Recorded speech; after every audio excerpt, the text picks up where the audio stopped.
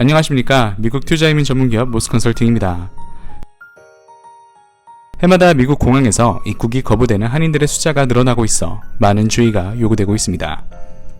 미국 입국 심사 시 입국이 거부되는 주된 이유는 미국에 입국하려는 목적이 불분명하다고 입국 심사관이 판단할 경우 발생합니다.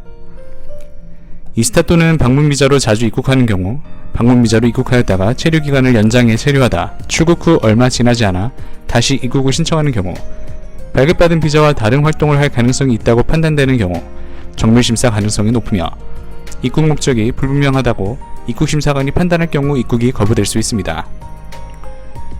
예를 들면 여행, 방문 비자로 입국 시 입국 심사대에서는 공부하러 왔다고 솔직하게 답해 입국이 거절되는 케이스들입니다. 이 경우 나이가 어린 학생들이 대부분인데, 부모가 비자 발급의 편리를 위해 여행, 방문 비자로 자녀를 미국으로 보냈지만 입국 심사대에서는 어린 학생들이 공부하러 왔다고 솔직하게 답함으로써 입국이 거부되어 출국 조치를 당하게 되는 것입니다. 이외에도 과거 미국에 여행, 방문 비자로 입국했다 학교를 다니거나 취업한 경력이 있을 경우 입국이 금지되고 있습니다.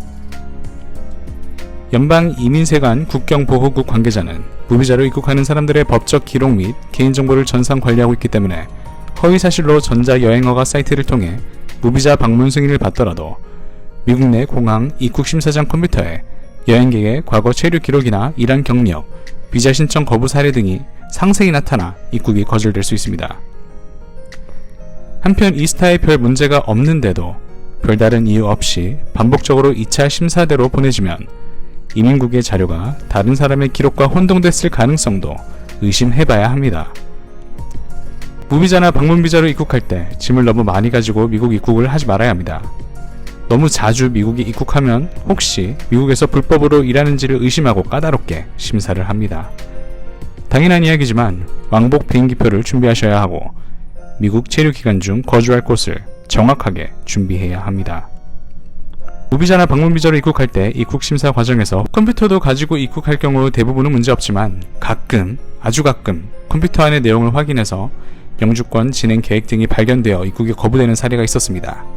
근래 CBP의 입국 심사관들은 단순 구두 질의 외에 휴대폰에 있는 카카오톡 및 SNS 내용 확인하거나 수화물 검사 등 그 심사를 보다 강화하여 실시하고 있으므로 입국 심사 시 특히 주의해야겠습니다. 단순 관광 목적으로 미국을 방문하시는 경우라면 정확한 체류지, 연락처, 방문 일정 등을 명확히 밝힐 수 있도록 숙지하는 것이 필요합니다. 자녀 교육을 목적으로 입국하는 대다수 한국 부모들은 오히려 무비자 입국이 자녀 돌보는 데 도움이 되지 않느냐고 묻는 경우가 있습니다. 이미 자녀들이 유학생으로 미국 사립학교에 다니고 있어도 부모는 자녀를 돌보기 위해 무비자 입국이 이론상으로는 가능하지만 학부모가 매 3개월마다 한 번씩 한국에 나갔다 들어오는 것을 반복한다면 공안심사관은 1년을 기준으로 미국 체류 기간이 한국 거주일보다 많다면 무비자 남용으로 이후 입국을 거부할 수 있습니다. 이러할 경우 영주권 신청을 고려해 볼 필요가 있겠습니다. 특히 자녀의 수가 많고 자녀가 공부를 잘해서 의대, 치대, 법대 등 전문 학교를 목표로 하고 있다면 영주권은 필수적입니다. 경우에 따라 주립대학은 영주권자가 아닌 경우 입학을 제한할 수 있기 때문입니다. 더욱이 현재 미국 경제 침체로 이민국은 투자이민의 적극 활성화를 위해 노력 중입니다. 투자이민은 물론 최소 90만 불이라는 거액을 필요로 하지만 이러한 투자로 영주권이 해결된다면 자녀들은 각종 장학금 및 학자 금융자를 신청할 수 있고 더욱이 이를 해서 학비를 스스로 충당할 수 있는 길을 열어줄 수 있습니다. 더욱이 대학 졸업 후 인턴십과 취업을 통한 미국 진출을 앞당길 수도 있기 때문입니다. 감사합니다. 지금까지 미국 투자이민 전문기업 모스컨설팅이었습니다.